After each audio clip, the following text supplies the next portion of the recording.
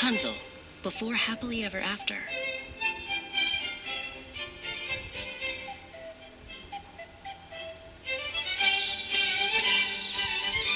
In modern Romford, where the market stalls scream and the concrete gray gleams, lived a family of note, though they lived far from dreams. King Xavier and Queen Mia ruled the Havering Heights from a penthouse of glass and expensive neon lights. The king was a man of superior pride, while Mia stood gracefully right by his side.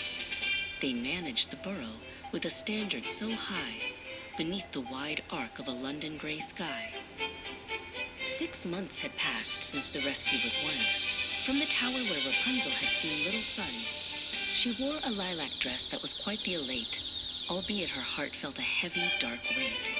Her hair was still short, just a golden spun bob, as she tried to maintain her new princessy job. But the monotony of palace life felt like a chore, a lackluster existence she'd come to abhor. "Race you!" yelled Jack on a scooter of chrome as they zoomed through the streets far away from their home.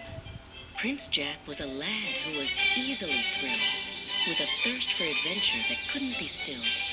Rapunzel sped forward on her electric bike through the A127, or whatever they like. They wove through the traffic with erratic delight, two royal rebels in the middle of flight. They reached the Great Wall at the edge of the town, where the border was barred with a gray, stony frown. "It's out of bounds," Jack said with a grin. "A dire mistake if we try to get in." The wall was an eyesore, a jagged old thing, where the scent of the city had a different ring. Rapunzel felt drawn to the shadows so deep, where secrets of Havering were trying to sleep. King Xavier arrived with a face that was livid. His anger for safety was focused and vivid. "You've crossed a line," he began to berate. "The peril out there is a terrible fate." He was irate and incensed, a man of great ire, adding plenty of fuel to her internal fire. "I prohibit these trips. They are out of the question.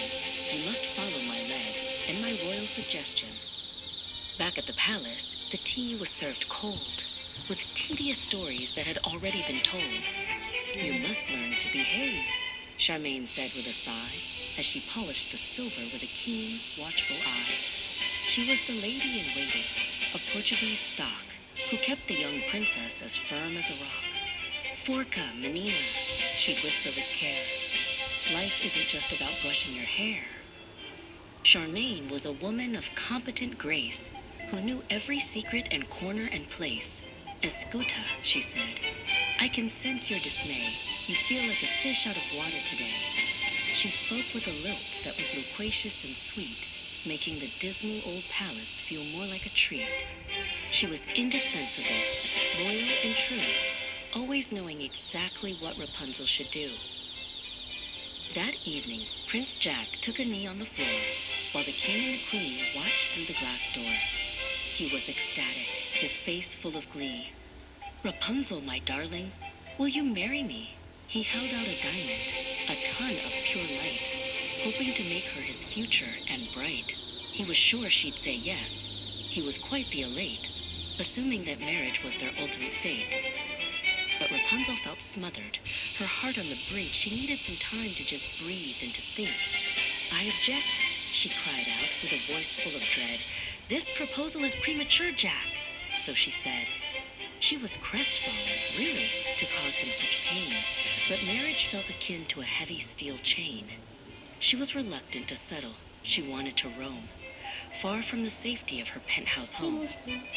"Come," whispered Charmaine, "let us ditch this facade before your dear father begins to get odd." They snuck past the guards who were sleeping and still, and headed toward the dark wooded hill. They went to the place where the flower leaves grew, before Winnie the witch had bid it adieu. It was a last resort, a secret retreat, where the mud of the woods met the soles of their feet. The woods were a place where the atmosphere waned, where the spirit of nature was jagged and stained. They found the black rocks, an omen of might that glowed with a strange and an alien light. "Do not touch them," said Charmaine. "The power is severe." But Rapunzel felt drawn, and she had to draw near. It was the antithesis of all she had known, a power that waited for her and her alone. As soon as she touched them, a spark hit the air, and out from her head grew a ton of new hair. It cascaded and coiled. It was golden and bright, a relentless explosion of shimmer and light. It didn't just grow, it surged with a wish, coiling around like a magical fish. It was unbreakable, strong, and incredibly long, as if it were answering a deep, ancient song. Incompetence, Rapunzel laughed, feeling the weight. My hair is back now, and it's feeling so great. But Charmaine was concerned. She was worried and stressed. We must conceal this. It's for the best. They collaborated then to roll it all tight, hiding the magic away from the light. If your father should see this, he'll veto your joy. He treats you, my dear, like a delicate toy. They returned to the palace before the sun rose and donned an old wig that reached to her toes. Well, not quite that long, but it covered the truth. A substandard mop for a royal-born youth. To top it off, it was itchy and dry, a disguise that would surely catch everyone's eye. We must maintain the secret, Charmaine did insist, lest you be forced to return to the mist. The day of the coronation arrived with a flare, but an air of hostility hung in the air. Miss Patel appeared, with a scowl on her face, the notorious villain of the havering race. Her father was a thief whom the king had once caught, and a taste of own medicine was all that she sought. She intended to sabotage the whole royal show and reduce the king's pride to a dismal new low. Your rule is substandard, Miss Patel did yell, as she instigated a chaotic, dark spell. Smoke filled the room with a terrible stench as the guards were all forced to vacate their bench. I'll obliterate your crown and your palace of glass, and let the dark shadows of havering pass. She was petulant, furious, and looking for blood, wanting to drag the king's name through the mud. The king is a tyrant.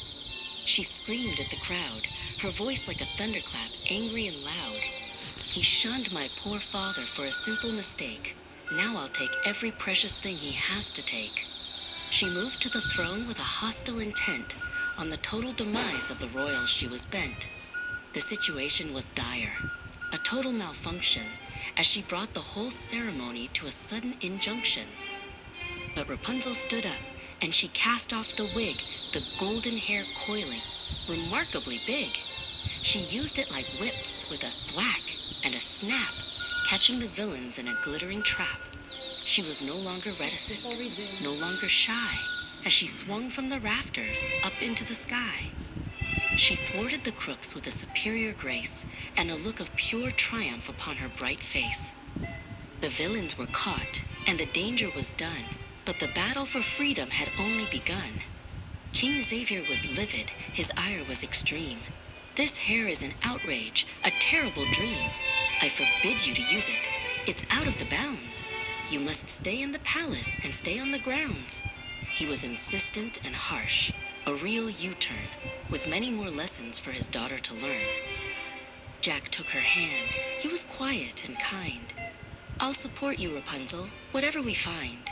We'll start from scratch, and we'll take it quite slow, through the highs and the lows that a princess might know. But far in the woods, by the rocks black and cold, a mysterious figure was being quite bold. The story's not over, the light's yet to fade, for a brand new alliance was about to be made.